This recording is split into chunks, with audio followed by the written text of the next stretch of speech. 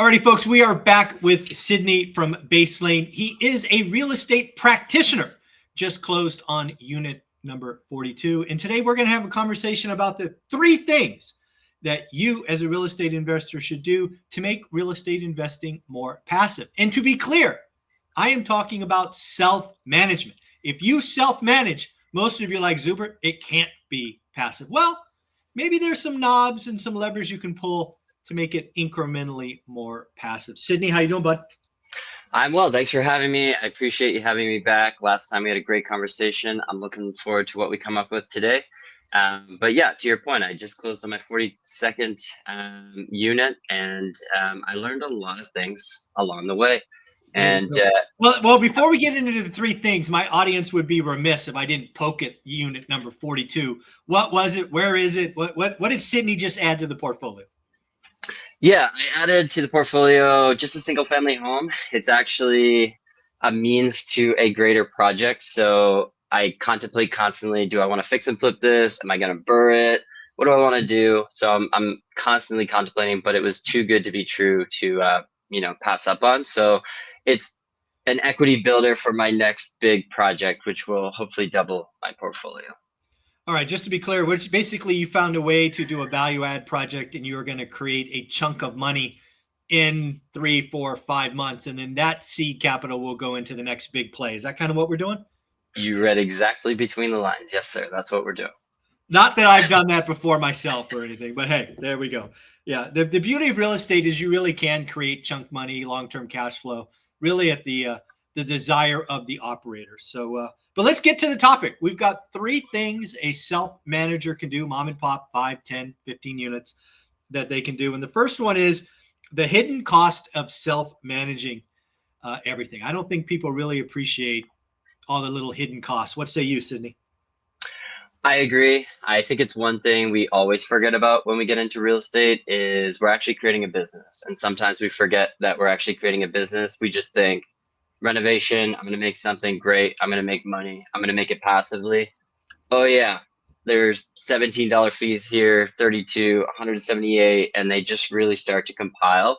And you end up, you're making money. Sometimes you just can't prove it. Sometimes you're losing money and you also can't prove that. So you're kind of just winging it or flying blind.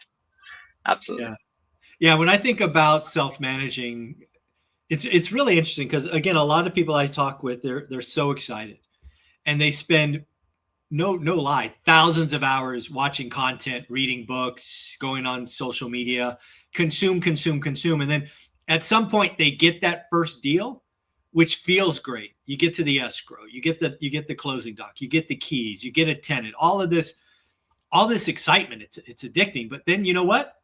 You're going to be an operator for decades. And, sometimes, we're so focused on celebrating the deal that we forget the deals are like when you zoom out, the deal's like this much and the process is this much. So yeah, I don't think we appreciate, so many ways that you can really consume time and not understand where the money is. Yeah. And you can consume books, influencers, podcasts, YouTube, but you actually already did the hard part. You bought real estate. That's actually the hardest step. So you already did the absolute hardest thing. Now it's just fine tuning your little processes and getting your own workflow. It really comes down to, you have to ask yourself the question, what does passive mean? And what is your time worth? So you really have to, think in the back of your head is like, at the end of the year, I pay a CPA X amount of dollars. They're charging you their rate. What is your rate? So, is that $1,000 an hour? Is that $100 an hour? You really have to go granular and think different. In a sense, is like, how much time am I saving? What is that time actually worth? And how do I, create this passive flow that I want? That's an interesting twist on the question, because I do think a lot of mom and pop operators just assume they have to do everything, certainly in the beginning, right? To make the cash flow work or make the numbers work. But a lot of people who follow my channel are like Olivia and I, where we had a full-time job, and we're basically committed for 10 hours a day to somebody else's mission.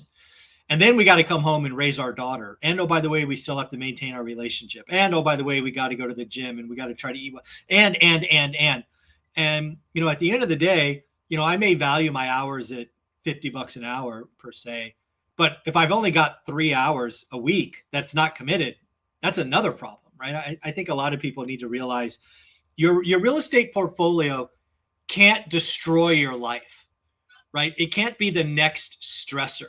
And I think a lot of people get into this and they don't realize, you know what, I need the systems, the processes. Otherwise I'll never get past one because it's just too hard. Exactly. You get stuck in that like analysis paralysis. You start overthinking every detail and then you actually never get started. To that original point, you already got started. Now it's just about fine tuning what works for you. I'm actually borderline identical to your situation where I have a full-time W-2. I still manage and own 42 units. There are things I had to put in place to make that happen. I can't just, 42, it means I have almost 100 tenants at this point. That's a lot to manage in its own. And now I have a full-time W-2. I have an almost 3-year-old daughter. I have a relationship to keep up and running. And it is about picking pieces of that, getting what I would consider passive and automated and getting those workflows in place so that it frees up certain areas of my life that I absolutely won't compromise on. And it's just that same question. Ask yourself, what does passive look like for you and what is my time worth? And then begin. Yeah, the other thing that I've seen again in my community, helping people the last 8 years is, right or wrong, people can handle a portfolio of a certain size. We'll call it 4, we'll call it 8. Everybody's different, more than one. But at some point they add that next thing and it's the straw that broke the camel's back. And then you're really in it. And, sometimes it's hard to see it. But people really need to start thinking about building the right systems for growth, especially like, I talk about getting to 4, right? Coach Carson talks about getting to 4. If the whole goal is just to get to 4 and you're done, go for it. But sometimes you get to 4 and then you want 10. And sometimes you get to 10 and you want 20. And while I can tell you, having gone through all of those, the systems that work at 4 don't work at 10. And the ones that work at 10 don't work at 20. And the ones that work at 20 don't work at 100. So sometimes you got to, instead of building the plane while you're flying, think about where you want to go. Does that make sense? 100%. I can relate deeply. It was probably the biggest learning curve. I mean, we could talk all day of exactly what to do, but at the end of the day, every real estate investment is their own unique, correlated to their personality, their business, their state, all the above. So everybody has a unique scenario. At this point, I've helped over 1,000 folks on Baseline specifically get started on that automation flow. But the way, that works is that I can relate to them too. I know exactly what they're trying to achieve. I'll never forget it. I was at 19 units. I had an opportunity to double my portfolio.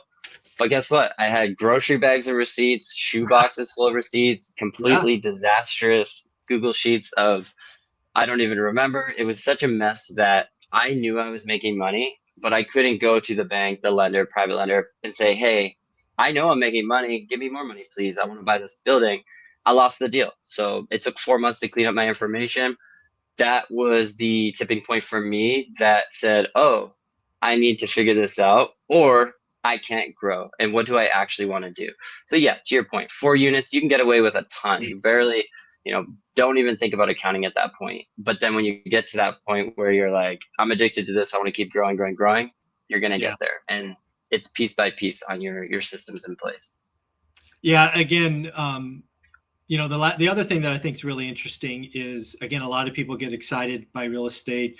They make a deal, they get going. But right or wrong, some people are great with numbers and spreadsheets and all of that. And for some people, they're a foreign language. And if you're running around with a grocery bag full of receipts, good luck being bankable, right? A bank's going to look at you and go, no, sir, we are not taking this risk. We can't tell if you're making money, and worse yet, you don't even know if you're making money. So be careful, right? Exactly. So one of the things I learned is, getting access to my financials immediately. I can't rely on an accountant or a bookkeeper at all times to do this. I can't rely on big accounting software that I don't understand. Mm-hmm. So I kept it simple, piece by piece. Obviously, this is where Baseline is really, really helpful, where we start to automate that bookkeeping process for you. So once I had my categorizations in place, some of the accounting was being done for me in an automated sense. Now I didn't have to worry about that. And if I need access to my financials, I'm not relying on a CPA, a bookkeeper to take a month to get me that report because I want to close on the deal now. Like I want it now. I'm negotiating now. I want it. So having access to your Yeah. financials immediately is great. There's so many other tools to get other things out of the way to save time to focus on your financials. No, I mean, when you think about what Baseline provides and that up-to-date information, I think the biggest example, for mom and pop investors is just tax return time, right? Most of you probably have bags or boxes of receipts. Maybe you understand what's OpEx versus CapEx. Maybe you don't. Maybe you understand depreciation scales. Maybe you don't. Maybe you understand Schedule K, I think it is. Maybe you don't. Just the ability to have a running income statement, cash flow statement, the ability to see where you are actually versus completely guessing is very powerful. Exactly. We see it every 6 months or so where you just filed for an extension again. You just went through multiple weeks of stress and anxiety again. And that was your tipping point to be like, okay, I'm on AI, I'm researching what's the best solution. Boom, Baseline pops up, you meet someone like me, and we set you up. Not only is the categorization and property tagging automated for you, but when it comes to tax time, to your original point, it actually combines your scheduling, it combines your cash flow reports, it combines all your receipts into one neat, nice, tidy package. That's what you're sending to the CPA. Even Yeah. if you don't understand CapEx, if you don't understand the right category, something is better than nothing, and it will significantly reduce stress. So there's time savings, but then there's also what does that stress and anxiety cost you too? It's not just on time, but also quality of life in some aspect. If that sounds like you, then definitely 100% check us out. But outside of that, I'll give it back to you. Yeah, I think at the end of the day, again, people like me who had jobs, busy, all of that, you've got to realize your scarce resource is time. And I made a very early decision that I did two things. I focused on finding the deal and securing the capital. Olivia ran the books. And again, we were doing this 25, 26 years ago. So it was faxes and it was disgusting at the amount of paperwork involved. Today it would be all on her phone, and Olivia would be a lot happier today than what she had to struggle through years ago. So I guess the third one that really gets me, and I think we have to define this, is think like an investor, not a landlord. And again, I think a lot of mom and pop investors, they want to be landlords and they think about being a landlord. So maybe they don't even understand what think like an investor means. What does it mean to you? Yeah, that's a tricky one. So what it means to me specifically is think like an investor, not a landlord. This could be, are your tenants texting you at 2 in the morning? Are your tenants reaching out to you for every little problem? Are your tenants the problem? Is all the bookkeeping on your shoulders? You don't have a partnership and you're doing everything. And it really does come down to delegating those small, subtle tasks. It's like, okay, if I can remove this from my plate, how much time is that going to save me so that I can focus more over here? And then you really have to define like what is true passive retirement to you specifically. For example, my dad's very old school. We invest together. He borderline, like that's where the grocery bags of receipts comes into play. I'm training him to take pictures of them because I can't do the rest of the work without those. But Yes. his example of retirement is waking up in the morning and quote unquote putting around. He wants to go mow lawns. He wants to fix things here and there. That's his retirement. He wakes up and does what he wants. And it doesn't mean he's making $20,000 a month. That's not his retirement Yeah. plan. So it kind of correlates in that sense of like asking yourself, what does passive mean? Start to really think like an investor or more of a manager to start delegating these tasks, whether it's an automated software, whether it's a property manager, whether it's a VA or a virtual assistant. You start to take little things off your plate and then you are the CEO of your Yeah. own company. Yeah. I'll give you another example that kind of hits me when I saw this as a topic today. When you think like a landlord, your first thought should be about your tenants, right? They are quote unquote your clients, your customers, however you want to phrase it. They're the ones that are paying down your mortgage. They're the ones that, you've got to have processes and procedures in place. Absolutely right. The day-to-day management, that's where it occurs. Also, as a landlord, you got to be building your network and qualifying painters and electricians. It's a people business. The thing about being a landlord is it's a people business. And I don't think enough people appreciate that. But when I think about being an investor is not a people business. Being an investor to me is two things. What is my return on time? And what is my return on capital? So again, to me, if you're going to think like an investor, to me, the first one you should think about is not capital, it's time. Because whether you like it or not, we all have a set amount of time on this blue rock. And once you spend that minute, that 20 minutes, that hour, you don't get it back. It is spent. So people need to think a lot more about return on time. The second one you think about, because again, as an investor, should be return on capital. And that's why I look at cash on cash, return on capital, ROC. I call it yield. I don't care about return on equity. That just doesn't move the needle for me. I want to know how hard my money is working. So that's why I look at return on capital. So yeah, at the end of the day, to me, an investor thinks time and money, and a landlord thinks people. What do you think? I would agree with that. From my perspective specifically is, excuse me, sorry, I'm still working at W-2. So I had to ask myself, am I going to be the one to receive that message late at night if something went wrong? Absolutely not. I just couldn't do it.